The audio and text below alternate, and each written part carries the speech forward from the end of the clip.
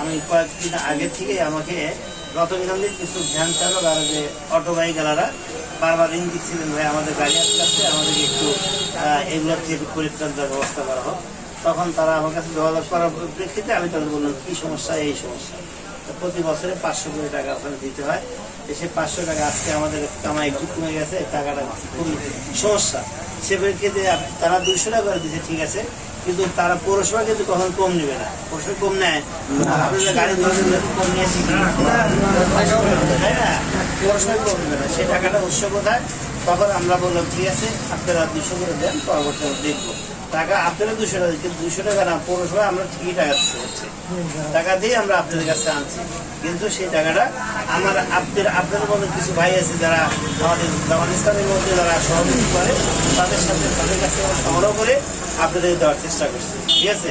শুধু আমার টাকাই সব টাকা এমনটি কিন্তু নয়, আমাদের সকলের ভাই যারা দানশীল তাদের ভাইয়ের টাকা দিয়ে আপনাদের সহযোগিতার চেষ্টা করছি। এইটা আপনার সহযোগিতা না, আপনাদের উপকার করতে পারছেন, জাস্ট আপনারা আমাদের ভাই হিসেবে আপনারা আপনার পাশে আছেন, আপনাদের ভাই হিসেবে। কিন্তু কোনো আমরা এখন আপনাকে দান করে আপনাকে আমরা বাহাবা দিতে চাই না। আপনারা আমাদের ভাই হিসেবে আমাদের করণীয় আছে না কিছু বলেন তো? আপনারা সারাদিন কাজ করেন, আপনার 500 এই 200 টাকা জরিমানা দিয়েছেন, তাহলে আপনাদের কষ্ট হলে আমাদের কষ্ট হবে, তাই না?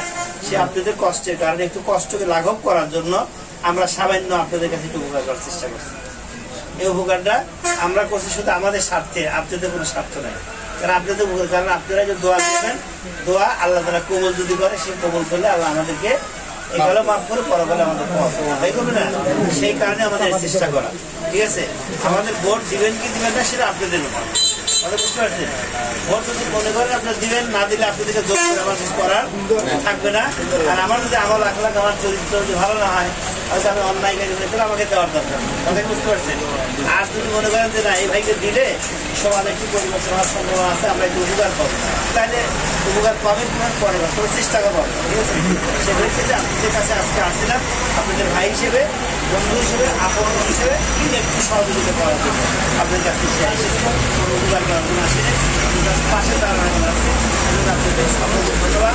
আপনাদেরকে আগামীতে সংসদ সদস্য সকল নির্বাচনে আপনারা আমাদের আশেপাশে থাকবেন বলে আমরা ইনশাআল্লাহ সকল কাজে আপনাদের সহযোগিতা করার আশা ব্যক্ত আছে।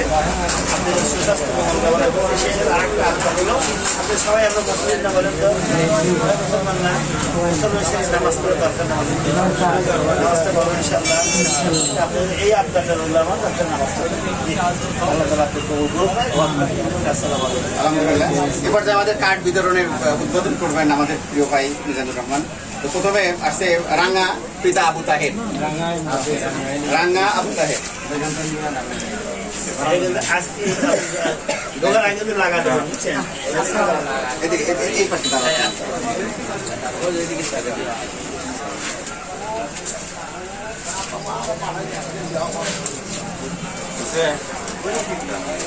এরপরে আসবে হলো সকির উদ্দিন সফেদ মফেদ মোল্লা।